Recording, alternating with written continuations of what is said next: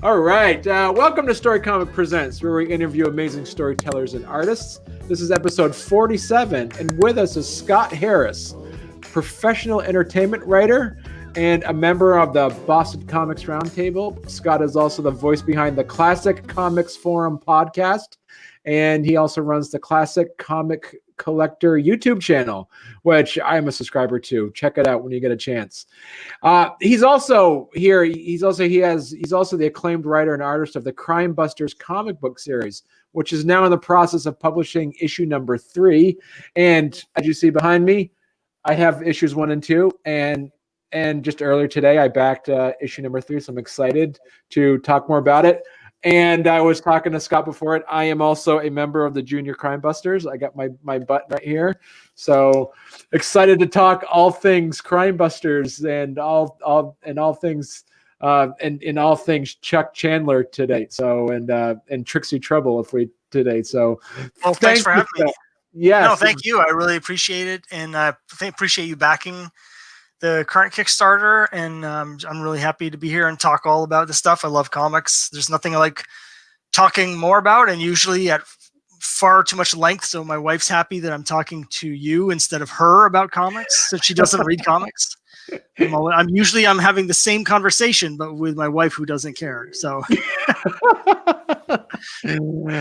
so before we jump into it, Scott, do you want to just kind of give people kind of a background on how you got into comics, how you got into writing and drawing them, and then we'll jump right in and talk about how you came up with Crimebusters. Sure. Well, I started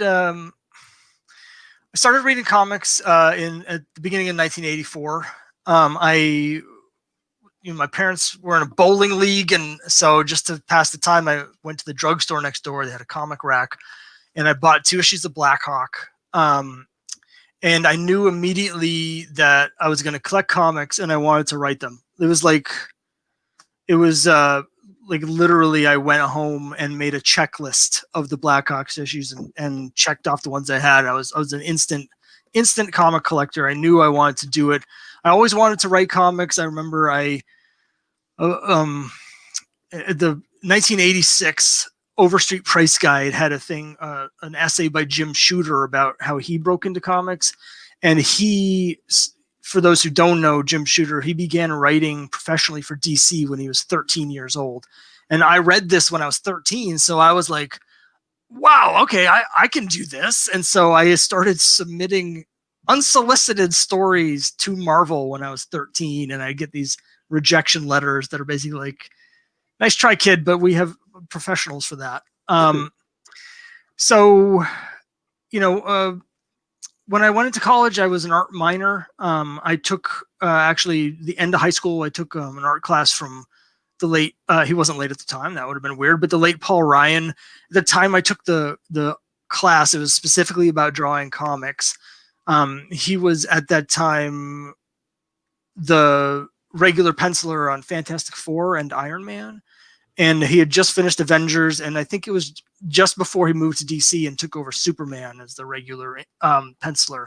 So he was doing all the big books, and so that was a great experience. And what I took away from my studies, my art studies, was basically I didn't feel like I was good enough to be published in Marvel and DC.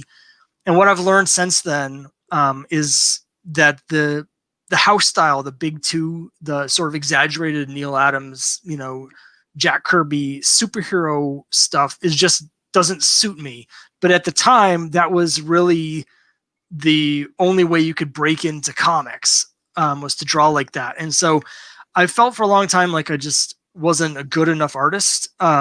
So I sort of gave up on the art, but I continued submitting things as a writer to like Vertigo and other publishers, and always wanted to make my own comics, but at the time it just seemed so hard. But fast forward to now, a few years ago, the Kickstarter has taken off, and then the print on demand and web comics. I realized like all the barriers that they used to be in place to keep people from making and self-publishing their own comics had all disappeared. All those barriers, the gatekeepers, they're all gone, because now you can do a comic, you can draw it yourself, and you don't have to spend thousands of dollars up front to print them. You can just spend as much money as you need to print the number of copies that you get ordered, for instance. You don't have to go through the diamond distributors and try and get into comic stores and all of that stuff, because you can use the internet and things like Kickstarter to sell directly to your readers. And once I realized that all of the barriers that had been in place to keep people from succeeding at making comics and publishing comics and selling comics, those are all gone. I thought to myself, well, why don't I just do it? Why don't I just make my own comic? And so, I worked on my art some. I was inspired. I'd been really getting into Archie a few years ago and reading some of the Archie Adventure series, like the original Life with Archie and Archie's Weird Mysteries and stuff like that. And I realized that sort of cartoonier style really suited me better, but that you can still use that to tell adventure stories. You don't have to draw these like the DC or Marvel people. You can draw in this sort of Archie-esque style, and it sort of gives it a different flavor that really works for what I'm doing. So I just decided to do it. I got a drawing tablet and Clip Studio Paint, and I just started working on it, and here I am. And so you kind of answered some of my questions about what format do you use, and you said you use Clip Studio Paint. Do you use that with a tablet, or do you use it just on the computer with a mouse? How do you draw that? I use it with a tablet. I have just a basic Wacom tablet. I bought it a couple years ago, and it was on sale. It was like $80, and it came with a 2-year subscription to Clip Studio Paint. So the program came with it and a 2-year subscription. So basically, it was $80 for 2 years of making comics. And I still use the tablet, and then my 2 years just ended. So I basically, for $35, I bought the program outright. So now, it's just, and I find doing it digitally so much easier. When I was first working on trying to break into comics in the 90s, I'd have the 11x17 pieces of paper, and I'd be doing everything with a pencil and all this stuff. And digitally, it's so much easier and faster, and looks better as well for me personally. So, but I do everything with just a very basic, lowest level Wacom drawing tablet. Mm. And so I'm curious too, is that with that said, and you mentioned earlier, these books, they're self-published, and do you? Was it based off of the reason I looking as I say, a fan of the work? My question is, was it deliberate to make them black and white to kind of fit within the genre of the story, or is that more or less based off of because you self-publish, it's just so much easier to do in black and white than in color? It's more the latter. So there's a lot of things that go into the decision to make it black and white, and they all essentially boil down to time and money. I'm colorblind. That's the number one thing. So it's very difficult for me to color them. I have to always check with my wife to make sure that I haven't just colored the people green, because I have done that. I've colored people green because I just, didn't realize. I thought it was, your Caucasian, skin tone, but nope, they were like a bright green, and I just didn't know it. So I realized that if I wanted to color this, it would add months of work to every issue. It also will add a lot of cost, because printing things just costs more in color. So for instance, my comic's pretty long. The new issue is 38 pages of comic story, for instance. Wow. And so the difference in color versus black and white, it basically adds 50% to the cost. So it's cost me 50% more for every issue, the whole print run. And that's money that I either would just have to lose or would have to pass on to my readers and jack the price up. And so I figured it's just so much cheaper and faster for me to do it in black and white. I am a fan of black and white. I know not everyone is. I have. We can talk about this more later if you want. But I'm part of a group called Comics Launch. There's a guy named Tyler James who mentors comic book Kickstarter creators. So independent self-published creators. He mentors them on how to use Kickstarter and other self-funding platforms. And he has this great thing that he got from somewhere that I really took to heart, which is thing called just an idea that the problem is the solution. And so when I started thinking about this, I'm like, okay, so for a lot of people, I am limiting my readership to a certain degree by doing it in black and white. But I started thinking, well, I can actually use this as a solution to a future problem. And that is, when I finish my first 5 issues, I want to collect it in a trade paperback. And you always have that question of, well, if I've got all my hardcore readers, they already have the material. So why are they going to spend the money to buy it a second time? And so what I'm going to do is, when I get the first 5 issues done, my hope is to then hire a colorist to color the whole thing. And so the trade collections will be in color. And so this, I think, will add a value to my readers as an incentive to buy it and see it in color. This way I can get the stories out much faster, and I can make the experience, still have people a good reading experience. But when I get to the trade, if people really want to see it in color, then we can do it in color at that point. So that's sort of my plan. But the bottom line is, I'm colorblind, and I just can't color it. It would just take so long to do that it just wasn't time or cost effective to try and do it myself. And you mentioned, as you say, like this next book is this issue 3 is going to be, you said 38 pages. That's pretty hefty. Yeah, so I do a main story, and then I have a backup story in each issue. I really like having backups because they allow me to flesh out the characters in the universe. I'm focusing on different supporting characters in each issue. So the first issue, the main story is 30 pages, and the backup is 4. In the second issue, the main story is 31 pages, and the backup is 5. And this time around, the main story is 32 pages, and the backup is 6. So I'm really hoping next issue I can sort of rein myself in and get it back a little smaller, just so I can put them out a little faster. I think 38 is a little too long for me in terms of a creator.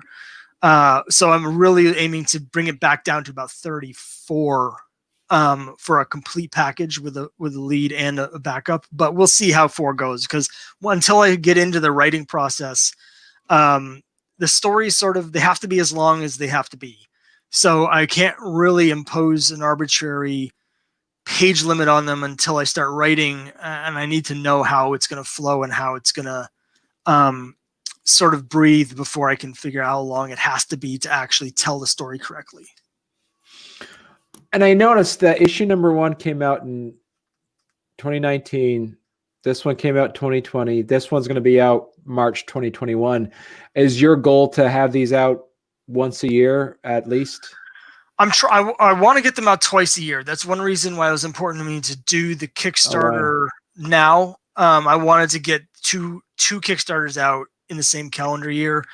I'm almost done with it. Like, the whole book is all drawn and it's all written. Like, I have all the word balloons. The only thing left is actually the coloring, where I'm doing the inking and putting in the grayscale shading. And I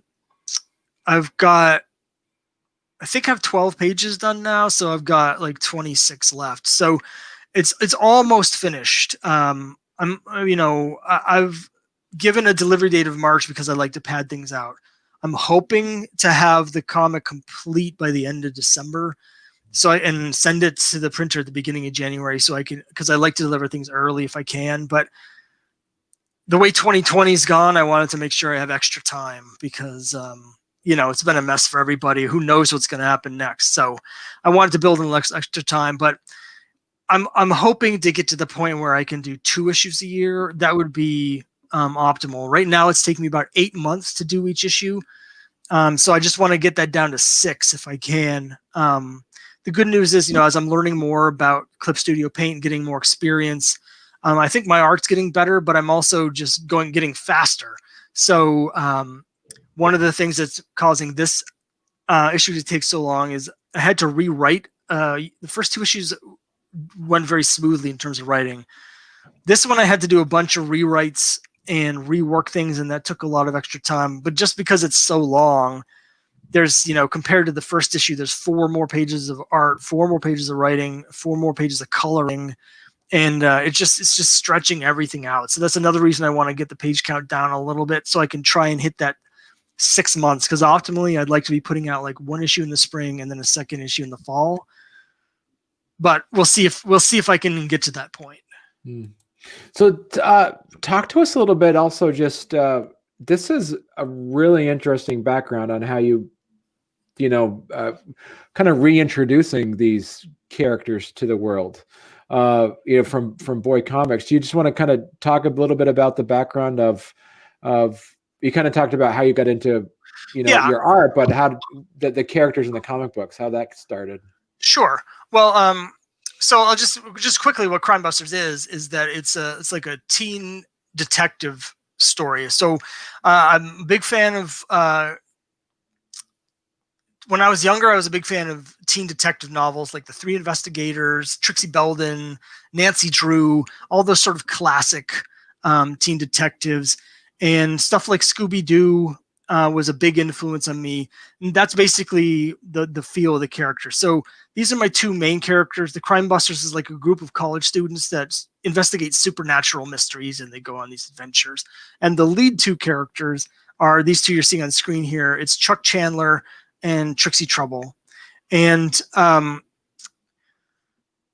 one of my big inspirations is Chuck Chandler, because the character's actually from the Golden Age.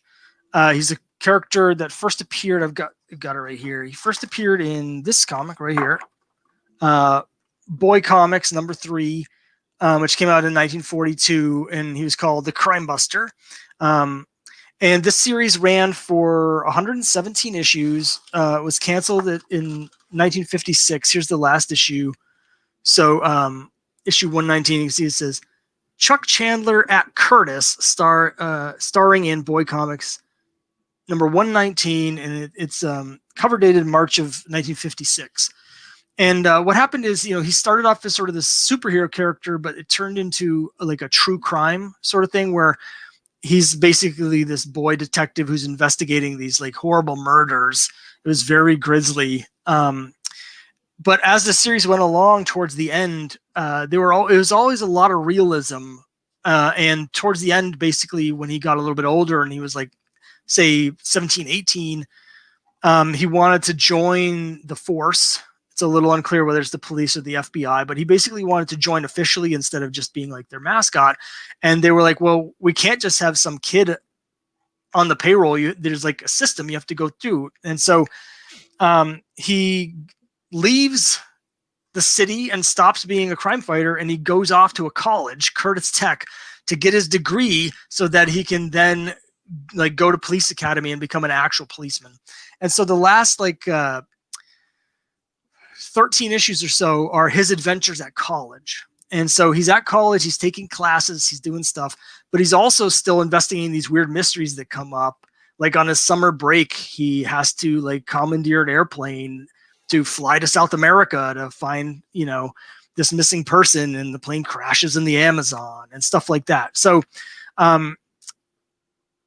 when I was reading these original stories, that's exactly the sort of thing that I really like. Again, as a kid, I love these sort of teen detective stories. And when I got to the end of the series, I was like, man, I really wish the series had continued.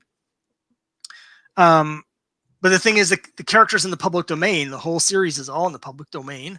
And so I thought, well, why don't I just do it myself? I love this genre. I love the character. So why don't I bring the character back? One of the things though, is that, the series is called Boy Comics. It was a series specifically aimed at boys. And as a result, there were basically no ongoing female characters in the series. And I didn't really like that for a number of reasons, but one of them was just that this genre has so many great, strong female characters like Nancy Drew and like Veronica Mars and characters like that, that it just felt like if you're really going to do this genre correct, you have to have this character. And I love characters. Like another influence for me with creating Trixie was Lois Lane. I'm a huge fan of Lois Lane. So she's like an investigator for the school newspaper, and they team up to fight crime. But it's been really interesting. One thing that I did, and you don't need to know anything about Chuck Chandler to read the story or enjoy the story. You don't need to know any of the Golden Age history, but I felt like the setting from the original series was correct, because that was really not just the Golden Age of comics, but the Golden Age of this type of story. You know, you think of the Hardy Boys, they feel a little out of place to me today, but they're perfect for like the 1950s when the stories were coming out. So I've set the series in the 50s, and I pick up the continuity, what little there is from the original series. So it's set in 1956. They're at Curtis Tech, and it's the next semester after what happened to issue 119. And so that's allowed me to bring in certain like loose inspirations. Like when I read the first issue, there's a character named Death Mask, and it's a mysterious murderer. Basically, you don't find out to the end what's happening, but it's this mysterious killer with this cursed mask. And one of the inspirations was there's a story way back in Boy Comics #7 with Crimebuster, where there's a guy in that story who uses this weird tribal mask as a disguise while he's killing people. And so I thought to myself, that's really creepy. What if that mask is actually like this mystical mask? And so I brought that idea. It allows me to put in like little footnotes. It's just sort of inspired by, but it's a really interesting exercise as a creator, because you can use a lot of these very tiny details as a jumping off point to really flesh things out and make things sort of bigger and more exciting and interesting for current audiences. What I love about, especially obviously you notice that in issue #2, you have a letters section at the end of issue #2. Talk to us a bit about that. How did you get that going on that? I love letter columns. So I'm old school.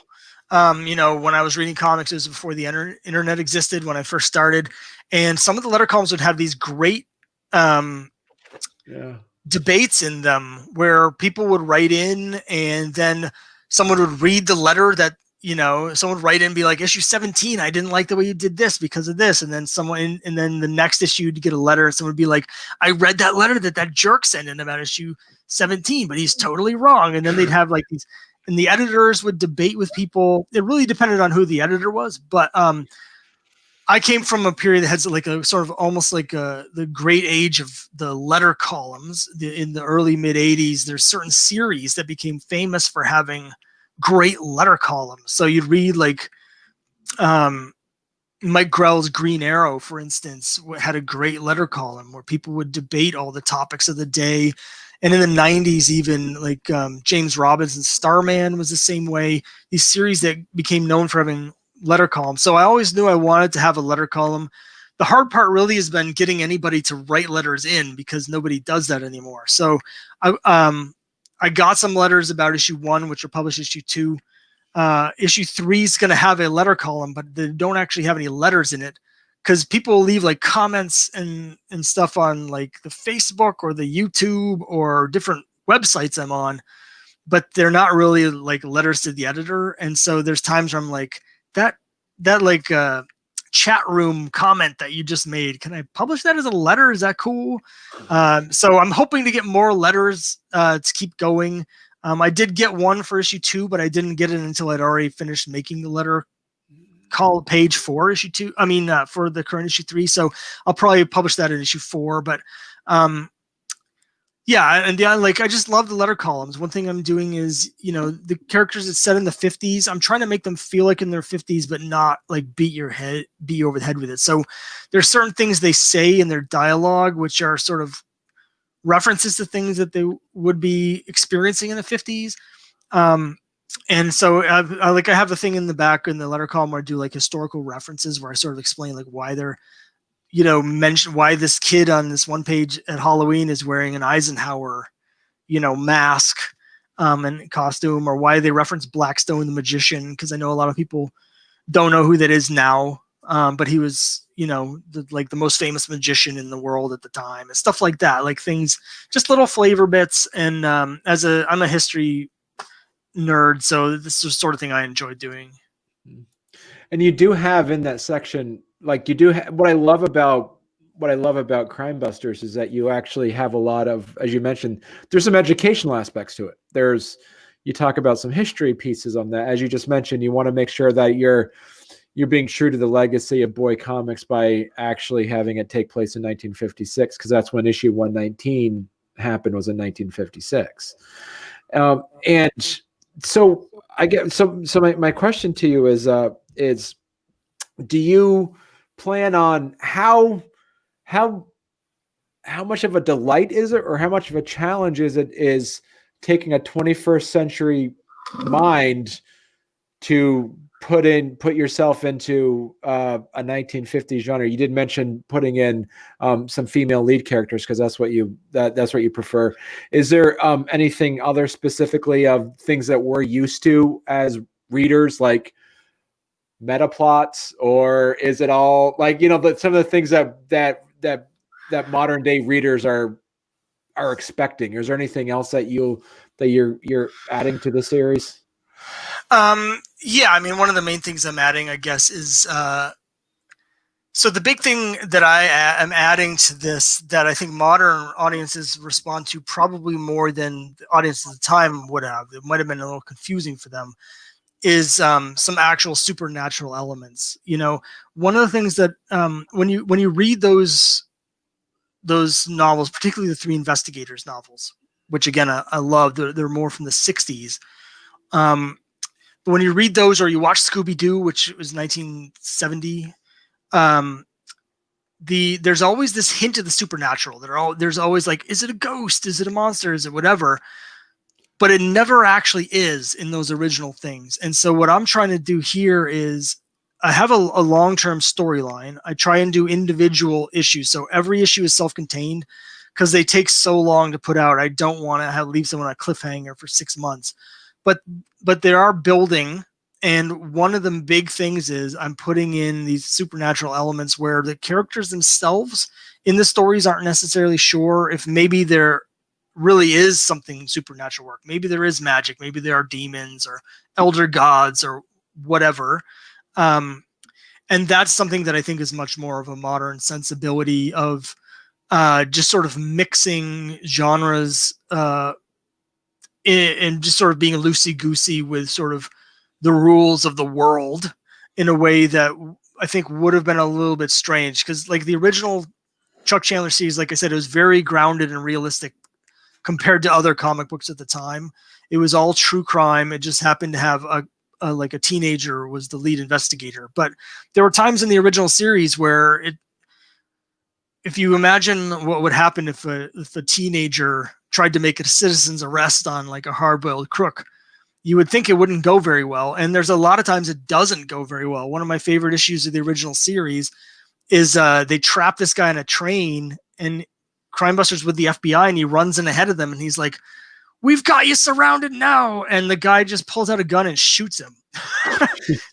And the story ends with him in the hospital having just had a section of his intestines surgically removed because he was shot in the stomach. And the FBI guys are around the bed going like, "That was really dumb. What were you doing?" And so they would never have had any kind of supernatural element in the original stories. So that's one thing. And the other things, like you mentioned, like I have a female co-lead. It's very important to me creating the character and writing the character that she's not Chuck's sidekick. And one of the big touchstones for me was actually X-Files, because I want to have that is it magic or is it not magic, in the same way where in X-Files they had this sort of like, is it aliens or is it not aliens? And so they don't always see eye to eye. She's the believer. She wants there to be magic because it's just more exciting if it is. And he's very much like, no, there's always a scientific explanation. It's not magic. But I wanted there to have that sort of interplay and have her challenge him and be correct some of the time. It gets boring when you have a lead character who's always correct all the time. And so I wanted to sort of divide that up and make them more human. And I think that's definitely more of a modern thing to have, to just, especially in comics, which has traditionally been very male dominated in terms of the creative, the people running them. I would say the only real challenge I've run into is just how to do that exactly and still be true to the 50s. And my ultimate decision of that is I always want to be true to myself and my readers more than be true to the 50s. So one of the big examples is one of my characters, Trixie's best friend Vera. She has a backup story in issue 2. She's Black, and that is not going to come up very much. There's a couple specific points in future stories where it will come up because there are certain historical events that are about to happen. Like they're at a college. And so when we get to the fall of 1957, where you have the stuff going on in like Little Rock with the integration and stuff, it's going to have to come up. But for the most part, like I don't want to have it so set in the 1950s that I have to be doing certain things with a story that I'm uncomfortable with and my readers aren't going to like, and I'm not going to like doing. So I don't want it to be like every time Vera shows up, we have to address this. So I've just decided that it's just not going to be a thing in this story unless it's a specific plot point. We're not going to deal with things like that's just it's my modern sensibilities sort of overwriting how the stories would have had to have been done in 1956 if it was really being done at the time. And how much of a challenge do you do when as you're writing that you have to get in, as you talk about just like the modern sensibilities, but also then how often do you have to kind of take a break when you're actually writing to remember even the technology of the time? How much research do you do when it's like, oh, well, how would they do that then? Or how I do have to look at a certain amount and decide how much I want to fake it. I'm a big fan of this historical author by the name of Bernard Cornwell. He did the Sharps novels. I don't know if you're familiar with those, but he mostly does, or I think most people would know him because what's the name of that series? The Last Kingdom. There's a TV show that's based on a series of books he did about Alfred the Great and stuff in England in like 840 AD. And so I know that's a big popular series. Anyway, I'm a big fan of his books, and he always has these extensive historical notes at the end where he talks about what the actual history was. And then he tells you the parts of actual history that he changed or ignored in order to tell the story you just read. And that's basically the approach that I'm taking. So for example, in issue 2, there's a part where Vera has done something because she's like their tech person. She's a scientist, and she pulls out this transistor radio and she's like, I just used this to overwrite the thing. And I did research that. So this is in 1956. The first transistor radios were on the market in the US in like 53. So it's not out of the realm of possibility as someone who's really into tech that she would have gotten that. On the other hand, in issue 5, which isn't out yet, I haven't started on it, but I know what the story is. There's going to be some stuff with some animatronics. And animatronics didn't exist yet in 56. The animatronics were really developed by Disney for the New York World Fair in 1964. And that's something where there's going to be a note at the end explaining how I just completely made that up. So that's basically the balance where how I guess the way I put it is I want to research it to know what was correct, so I know what rules I need to break to tell the story. I want to be aware of when I'm messing things up so I can mess them up correctly. I can do it right instead of just being ignorant about it. So I do research these things, but if the story calls for it, I will just fudge it. And so with that writing perspective, and also, are you, and also some, modern sensibilities of what modern readers would look for and expect. Do you put in like any Easter eggs for maybe people who know boy comics, or do you put in anything where throwbacks to, I mean, now you work on issue 3. Is there anything that you would want to put in, that anything you hide on for your readers to try to find it all? I will say sort of. Yeah, there's one thing in issue 2 that I hid, but it's not an Easter egg yet. I have this storyline planned out. I don't know if I'm going to live long enough to do it because it's 30 issues and it's taking me so long to do them. I don't know if I'll get to issue 30, but eventually all of these individual stories are going to start to come together. You're going to see some patterns developing in them, and the characters are going to see some patterns, and then eventually they're going to be like, oh, there's a thing going on, and then they'll start investigating it, and then we'll get to a conclusion. And since I know that's coming, there are things that I'm putting in these early issues that I know are not going to pay off until issue 29 or issue 30. And so there's something that there's a specific thing that I drew in issue 2, which is not going to pay off until issue 29. So if I live that long, because we're talking about 15 years from now, but unless I can, unless I get a whole bunch of money and then I'm able to like hire someone to draw it that's much faster than me. Yeah, so I put in stuff like that. Now there's other things that I put in that are sort of Easter eggs, but I explain what they are, so not exactly. I usually put in the notes, but in issue 3 I have some more Golden Age characters that I'm bringing in. Issue 3 I'm sort of expanding the Crimebusters universe. I'm trying to tell a little bit of a different story now that we've sort of established things in the first 2 issues. I'm broadening the scope of what kind of stories I'm telling, and I'm bringing in some more Golden Age public domain characters. And there's one thing, a couple of them are just cameos, but like there's one section where we talk a little bit about one of the characters during his cameo, and there's a couple things there that are probably Easter eggs. If you happen to be familiar with those characters, it'll be a little bonus for you. And if not, it'll just be fun anyway. And because I think you mentioned in one of your YouTube videos that you're some of those other secondary characters in Boy Comics, are those the ones you're going to be thinking of trying to bring in? A lot of them are already in the series. So particularly the last issue 119, they really changed the direction. He was already at college doing his adventures, but in this issue, the 119, they really did a shift in tone where they were going to full on just like college stories. There's not even really a mystery in this one. It's just what it's like for people in college.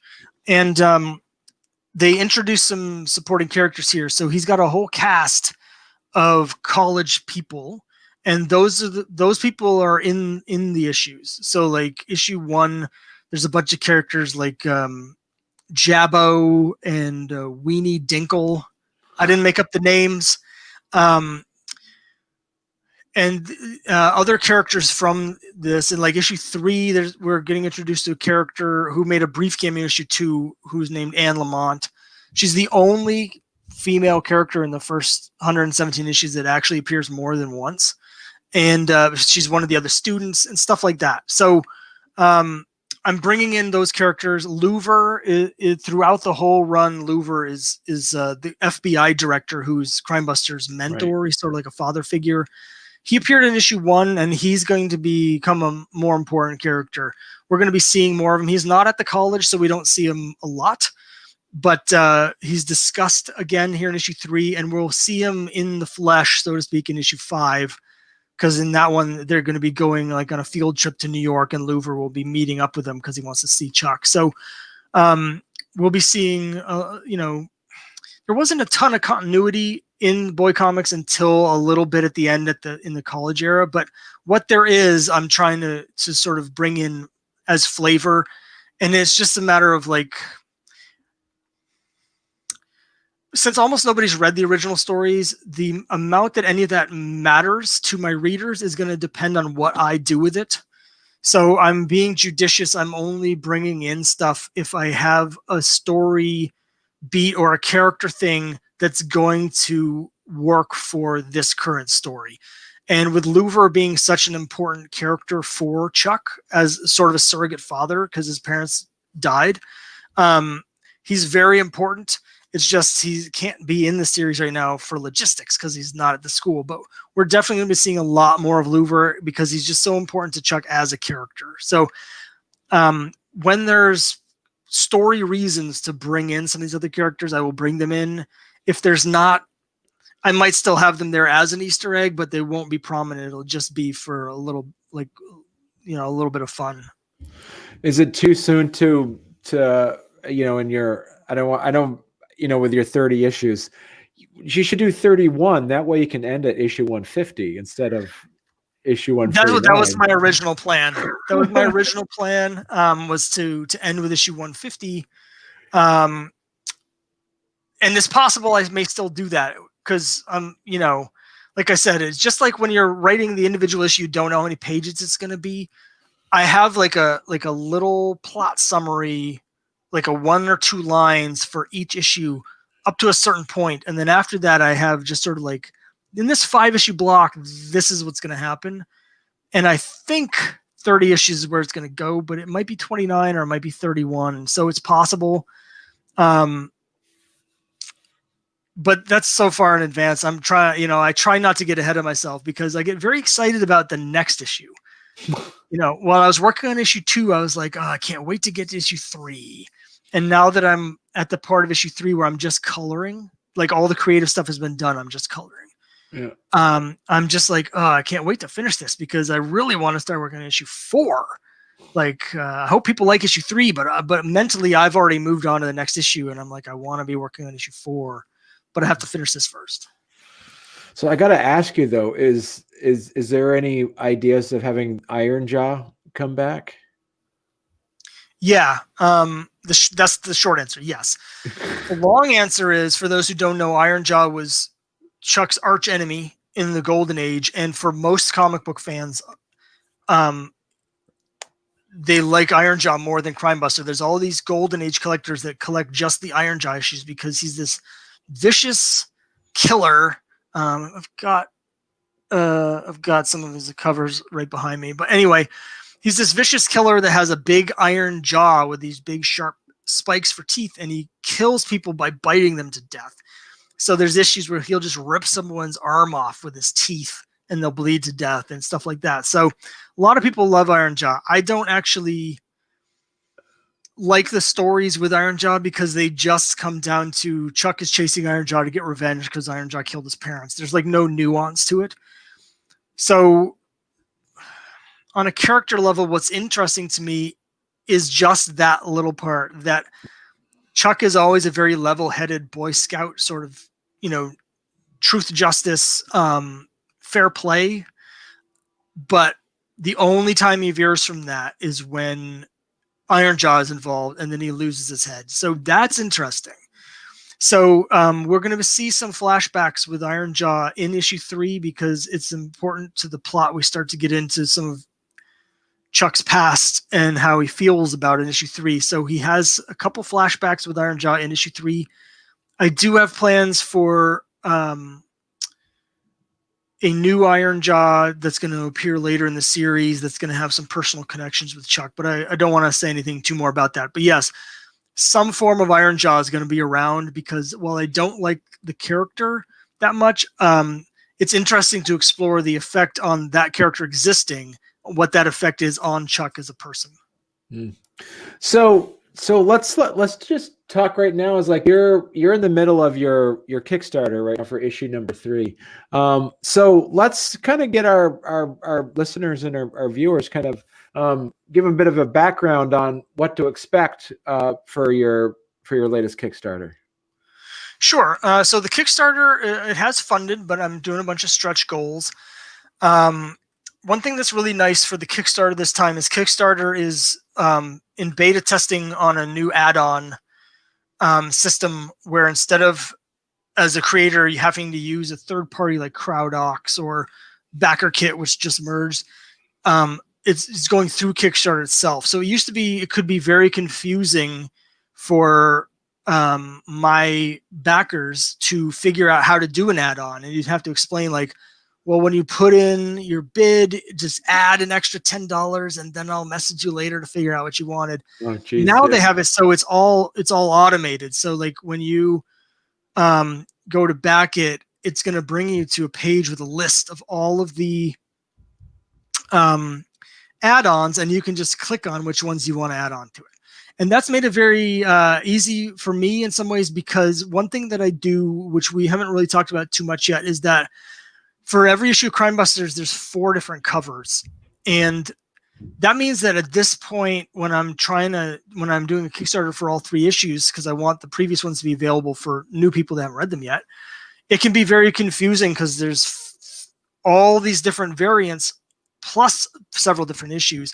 With a new add-on system, it's actually very easy. You can scroll down. The add-on section shows you the pictures, and then when you go to back, you can be like, I want the regular cover for issue 1. I want the Trixie cover for issue 2. I want the Kickstarter cover for issue 3. Whatever combination you want. So that's been really great. I think they still have some things they could do to hone it on their end, but that's something that's been really good. I will say, like as I mentioned, I'm doing some add-ons. So one thing I've been doing is every Kickstarter I do as an add-on, as a stretch goal, allows you to make these trading cards. And so there's 3 cards in the set from the previous issues that you can get as an add-on for $2. But we're also doing a stretch goal now where we're doing 2 more new trading cards.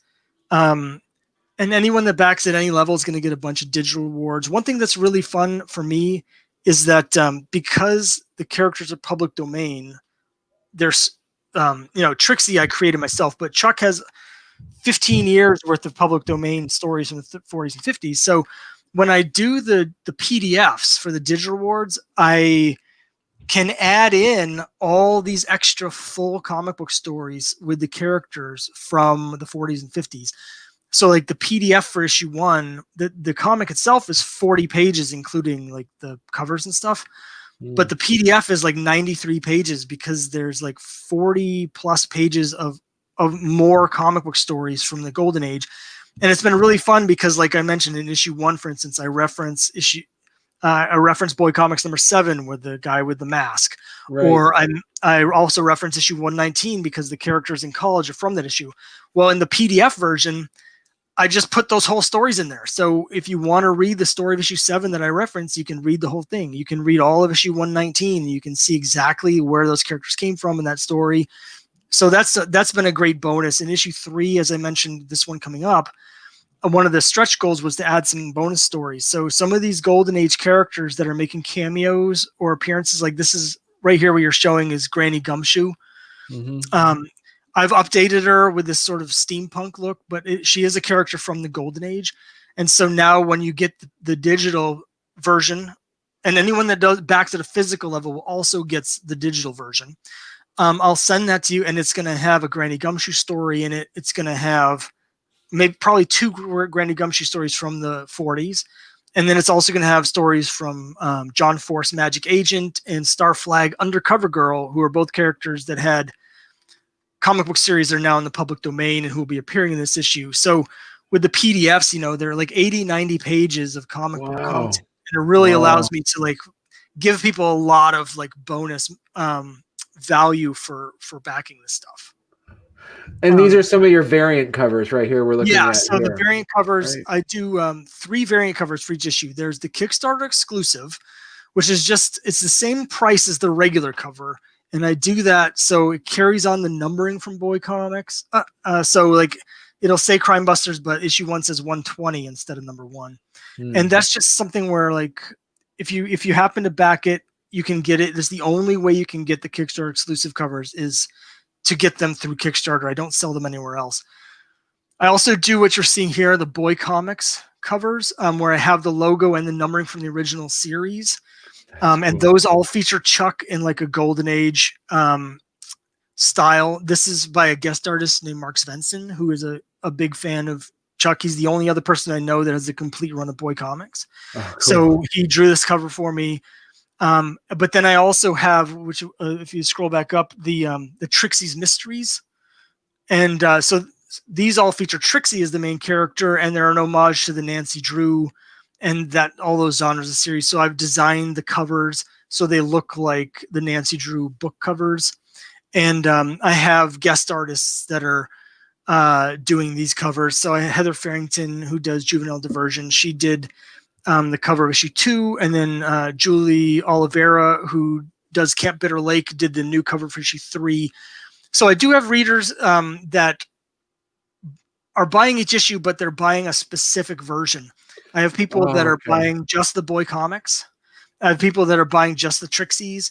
And then I have people, of course, that just get the regular versions. Because I am catering to, there's several overlapping audiences, I'll say. You know, the mystery readers, the Golden Age comic fans. And so this is just sort of a fun way for me to sort of showcase the different elements and the different inspirations, and sort of pay homage to the inspirations where that stuff came from. Yeah, that's fantastic. I'm excited to continue on my, and what I love about what you're doing too, Scott, is that you're allowing someone to get a new fan. Like you're saying, listen, I know this is issue number 3, but you can get all 3 issues if you need to right away. So. Yeah, and that's something I'm planning on doing throughout. So like when I get to issue 4, the Kickstarter is not going to be just issue 4. It's going to be issues 1 through 4. You'll be able to get all 4. So I do have new people, like for this Kickstarter, new readers that are buying all 3 issues. I have a lot of people that are buying the digital package. It's $10 to get all 3 PDFs. But I also have people that are buying the set of the physical issues, which I think is $21 plus shipping. And so I'll be doing that. And once issue 5 is out, then what I'll probably do after that is future issues. When I get to issue 6, for instance, instead of the individual issues, I'll probably have available the trade for the first 5 issues, and then you can issue 6. I'll probably still have the individual issues more as add-ons at that point. But yeah, I really love doing the variant covers. It's just really fun for me to showcase the different sort of inspirations and pay homage to that. And it's really fun to see the guest artists that I've been bringing in sort of doing their own takes on things. The first issue, I drew all the covers myself, but it's really fun to see other people drawing these characters now. It's just really cool. And talk to us a bit about your fan club membership. I think that's what I got last time, because that's where I got my button from. Yeah. So, you know, in keeping with the 50s sort of feel, I wanted to have a fan club like they had in the 50s. So if you get the membership kit, it has a whole bunch of stuff in it. One of them is the button there, which I call, you know, Chuck's Junior Crimebuster badge. There's also a copy of Trixie's press pass because she's on the school newspaper. You get a letter, you know, from them. You get an official membership certificate, a bunch of different prints. There's some stickers that I did, a Chuck sticker and a Trixie sticker. And you also get a little badly made, because I make them personally by hand, decoder book, because in each issue I have sections of, like, when, say, the magician is shouting like a magic spell, I'll be written in this text. It doesn't matter what they're saying for the story. It's like, oh, they're saying some gibberish and then this happens. But if you're part of the membership club, you have the decoder book, and you can actually decode the messages in the issues to read what it is exactly they're saying.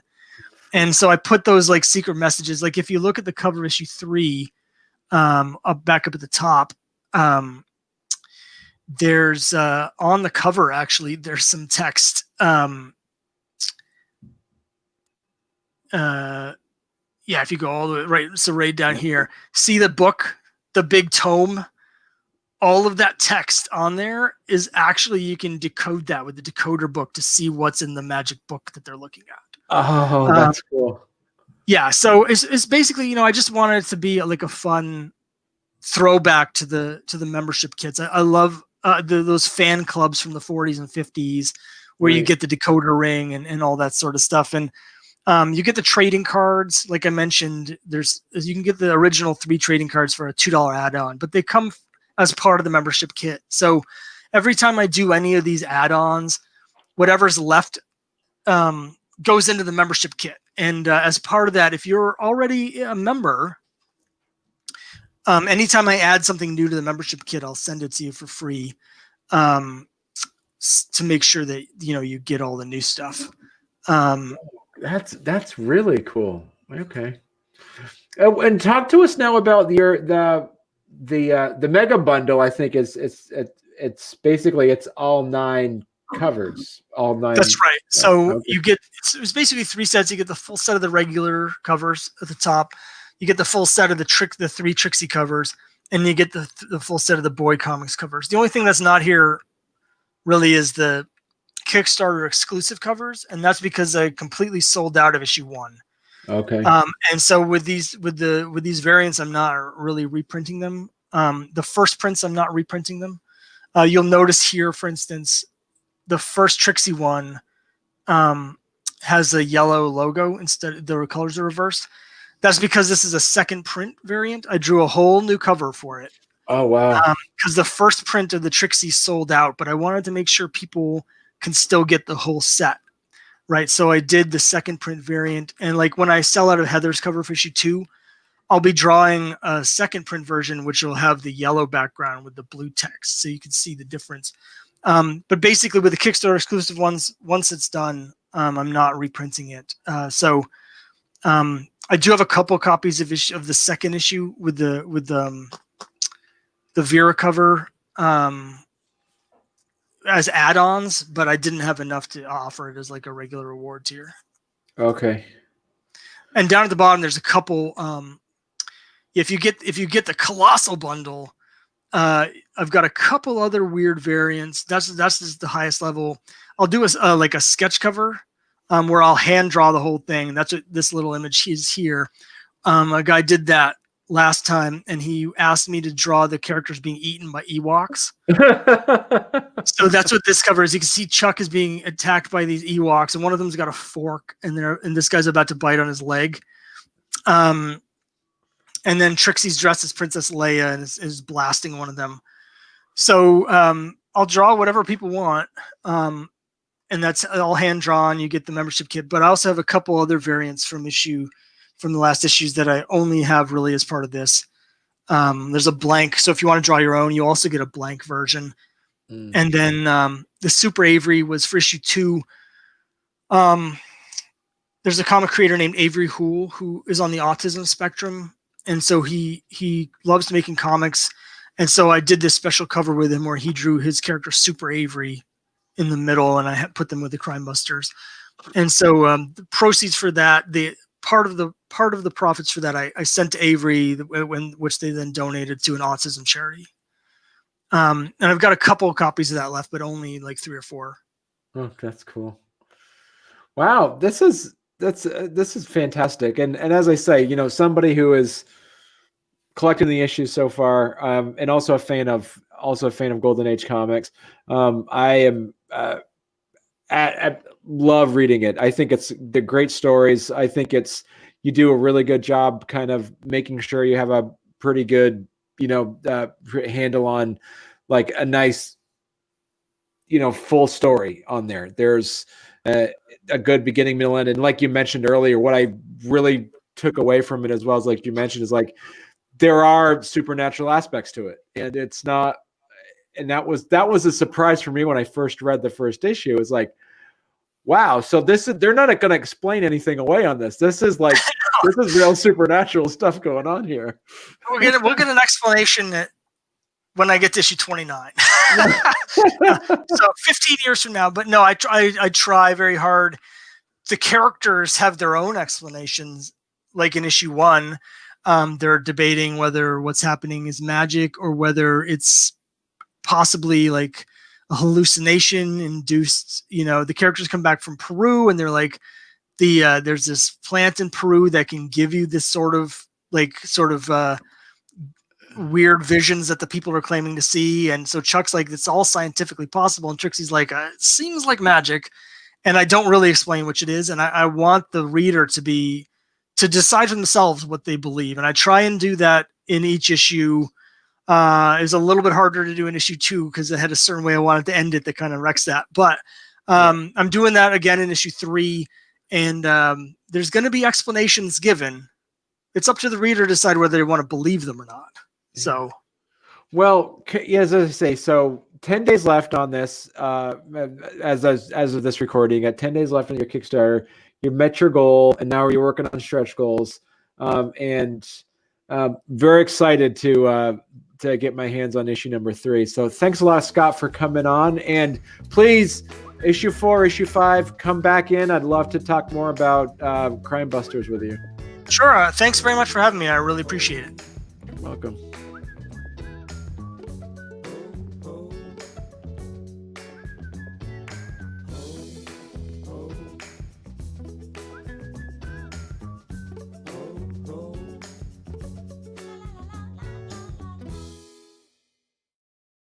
Okay.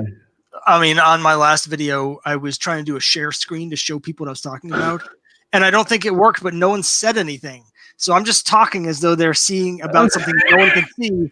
And nobody in the chat said anything. And so I just like rambling for like 5 minutes. I'm like, if you look here, you can see that. And when I watched the replay, it was just my face. And my wife was watching it and she didn't tell me either. So I was just like, no one has any idea what I'm talking about for that.